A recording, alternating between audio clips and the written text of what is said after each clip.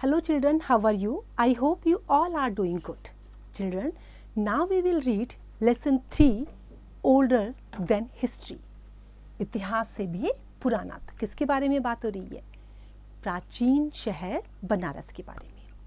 तो ये एक ट्रैवलॉग है जिसको मार्क ट्वेन ने लिखा है। ये मार्क ट्वेन का ट्रैवलॉग है। ट्रैवलॉग किसको बोलते हैं कि हमारे यात्रा के दौरान जो हम एक्सपीरियंस करते हैं और वहाँ जाके जो हम फील करते हैं, जो इन्जॉय करते हैं, जो लॉस करते हैं, उसके बारे में लिखा जाता है। तो उसको बोलते हैं ट्रैवलॉग, यात्रा का वर्णन।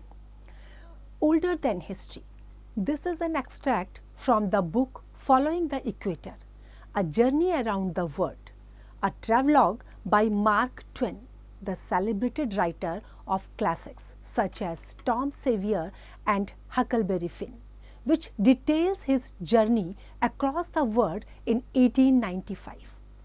Twain travelled through India too, which was ruled by the British at the time. Twain took the time to explore and appreciate the land and the culture.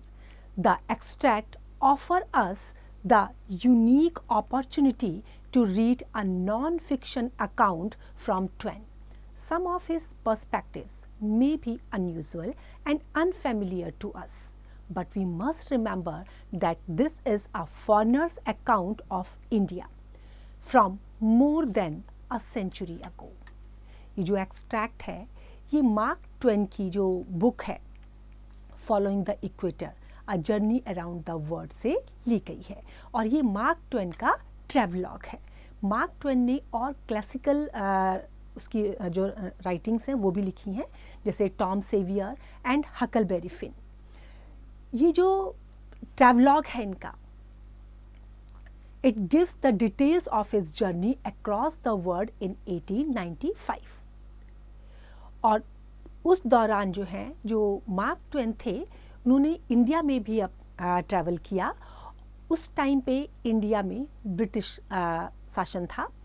Mark Twain जो थे उन्होंने पूरी जो यहाँ का इंडिया का लैंड और उसका कल्चर था उसको एक्सप्लोर किया और उसको अप्रिशिएट किया।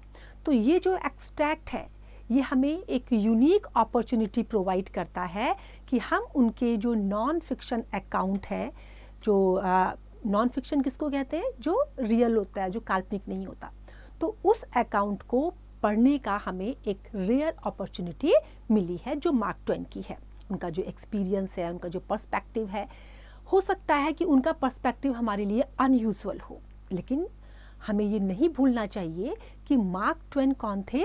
एक फॉरेनर थे जिन्होंने करीब एक सेंचुरी अगो, एक सेंचुरी से भी पहले, एक शताब्दी से पहले उन्होंने इसको ट्रैवल किया, एक्सपीरियंस किया और इसको हमारे सामने प्रेजेंट किया। The train journey to Banaras was all in daylight and occupied but a few hours. There was a change of cars about mid-afternoon at Mughal Sarai. Mughal सराय क्या है? मुगल सराय स्टेशन का नाम है, if that was the name, and a wait of 2 hours there for the Banaras train. We could have found a carriage and driven to the sacred city. Sacred city, pure city, पवित्र शहर। बनारस को पवित्र शहर माना जाता है। But we should have lost the wait.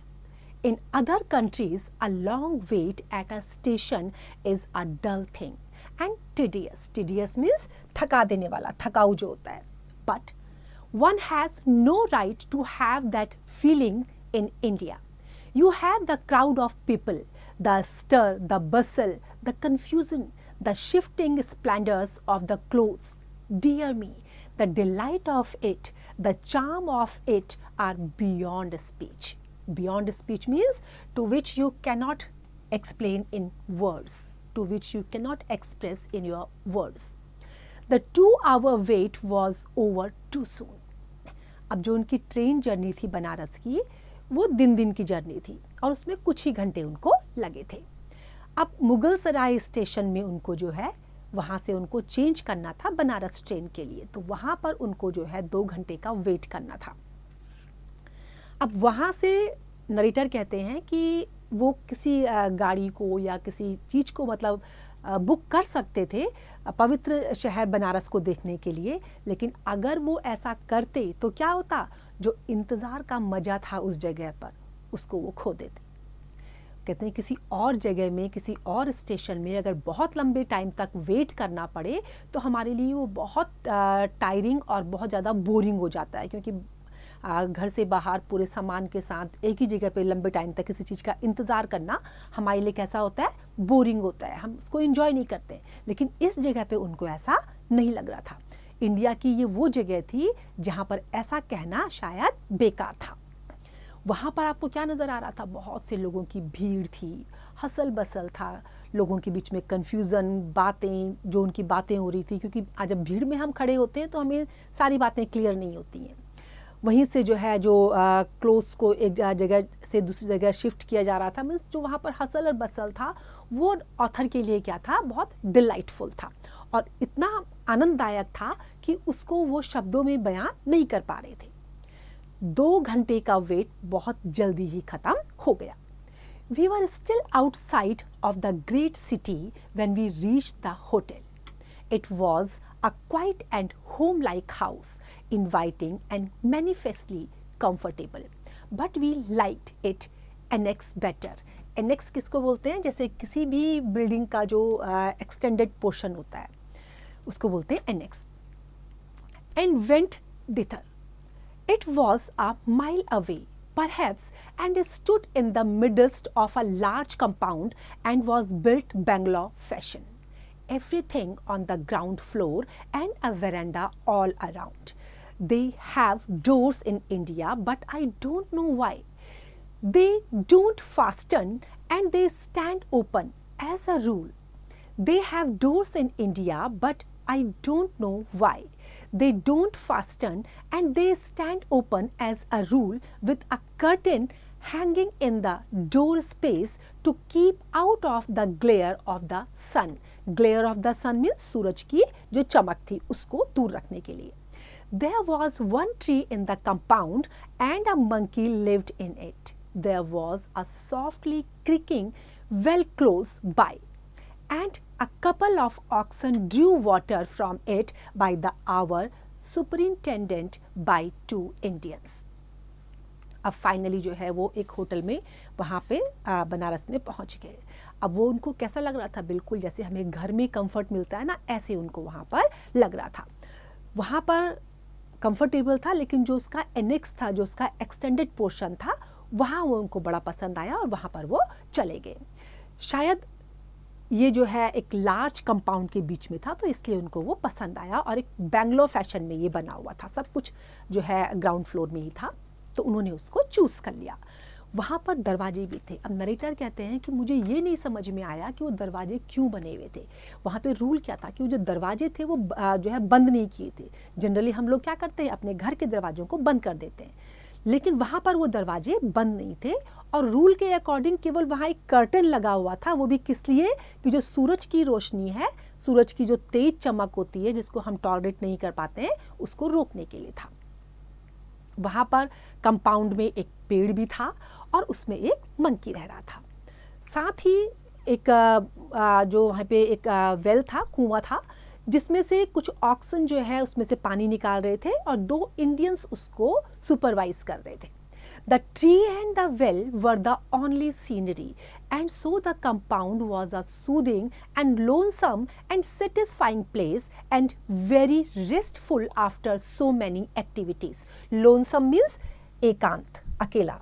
तो जो पेड़ था और जो वहाँ का कुआं था वो ही वहाँ पर सीनरी के नाम पे वो ही था और बहुत पैसिफाइंग था, बहुत पीसफुल था वो।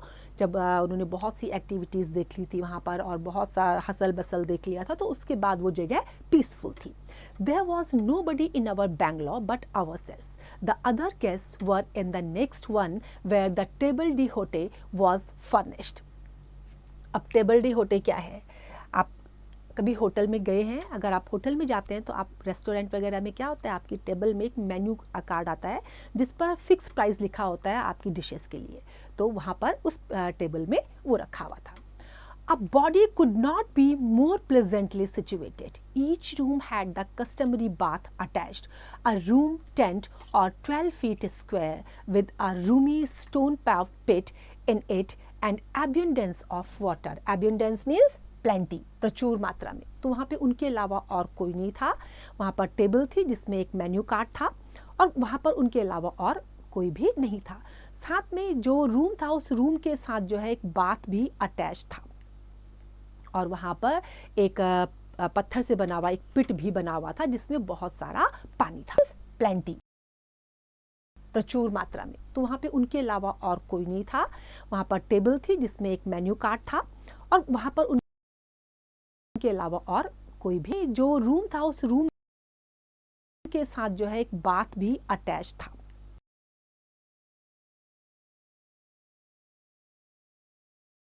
पत्थर से बना हुआ एक पिट भी बना हुआ था जिसमें बहुत सारा पानी था. Abundance means plenty, प्रचुर मात्रा में. तो वहाँ नहीं था. वहाँ पर टेबल थी जिसमें एक मेन्यू कार्ड था और वहाँ पर उनके अलावा और कोई भी जो रूम था उस रूम के साथ जो है एक बाथ भी अटैच था.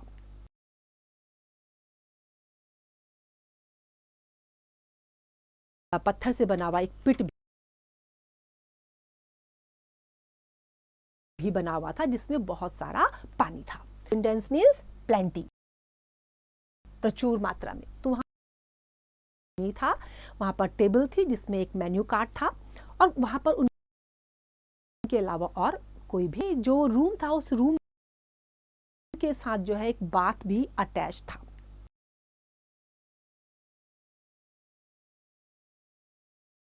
पत्थर से बना हुआ एक पिट भी बना हुआ था जिसमें बहुत सारा पानी था. Abundance means plenty, प्रचुर मात्रा में. तो वहाँ नहीं था. वहाँ पर टेबल थी जिसमें एक मेन्यू कार्ड था और वहाँ पर उनके अलावा और कोई भी जो रूम था उस रूम के साथ जो है एक बाथ भी अटैच था.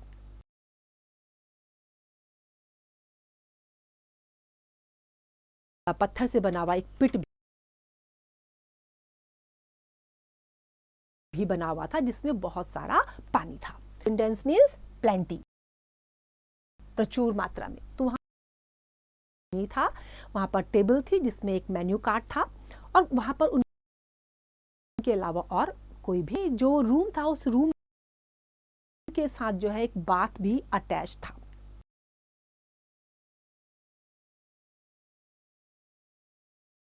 पत्थर से बना हुआ एक पिट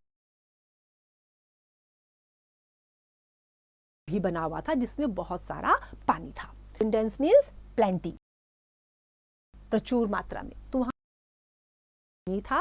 वहाँ पर टेबल थी जिसमें एक मेन्यू कार्ड था और वहाँ पर उनके अलावा और कोई भी जो रूम था उस रूम के साथ जो है एक बाथ भी अटैच था.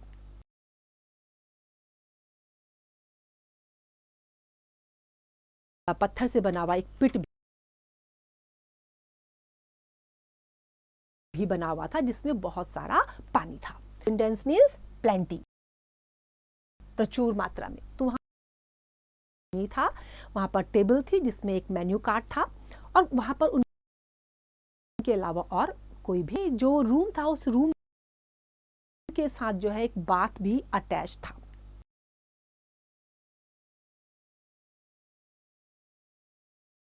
पत्थर से बना हुआ एक पिट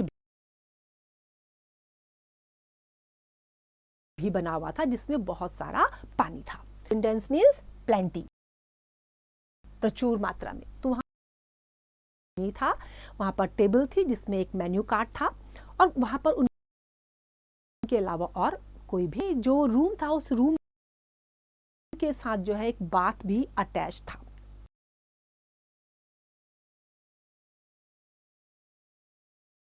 पत्थर से बना हुआ एक पिट भी बना हुआ था जिसमें बहुत सारा पानी था. Abundance means plenty, प्रचुर मात्रा में. तो वहाँ नहीं था. वहाँ पर टेबल थी जिसमें एक मेन्यू कार्ड था और वहाँ पर उनके अलावा और कोई भी जो रूम था उस रूम के साथ जो है एक बाथ भी अटैच था।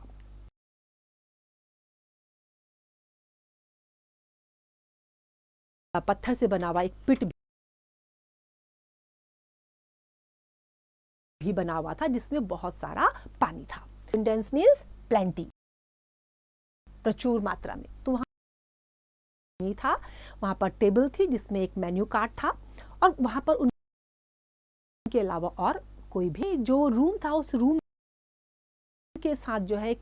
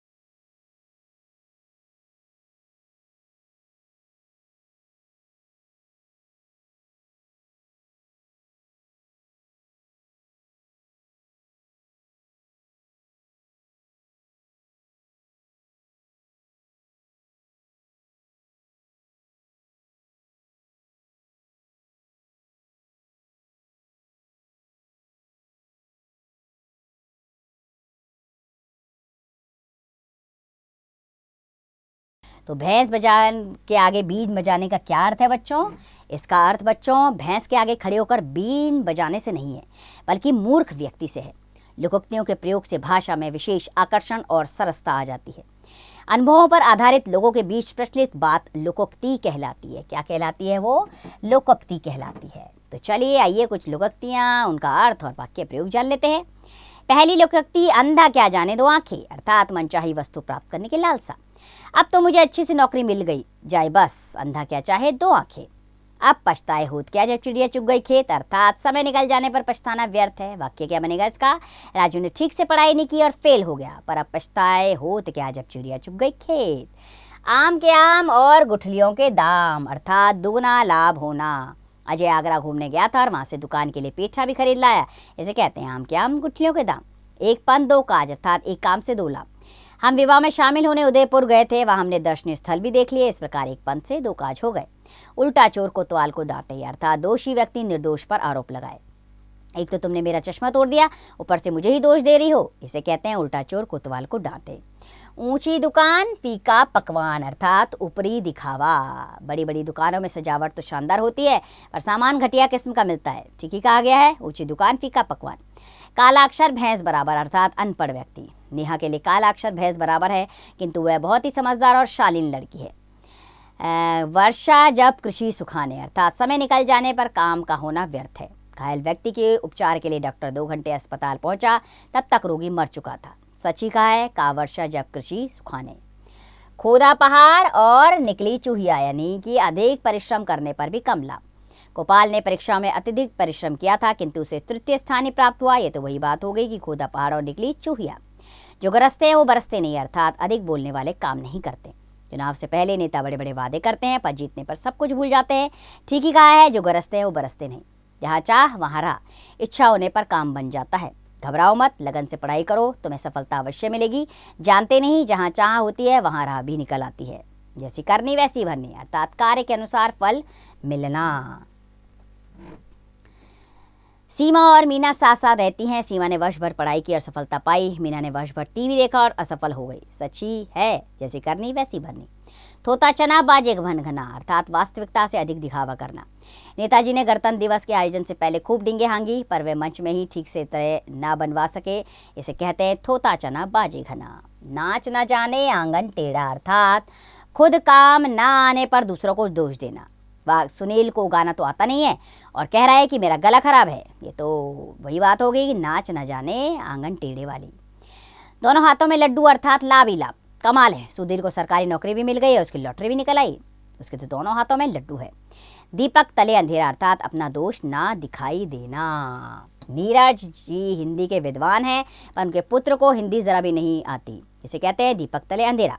मान न मान मैं तेरा मेहमान, अर्थात जबरदस्ती गले पड़ना। मैं इस आदमी को जानता नहीं, सुबह से मेरे पीछे पड़ा है, वह मुझे अच्छी तरह जानता है, ये कह रहा है। ये तो वही बात हुई कि मान न मान मैं तेरा मेहमान। सांच को आश नहीं, अर्थात सच्चे व्यक्ति को डरने की आवश्यकता नहीं।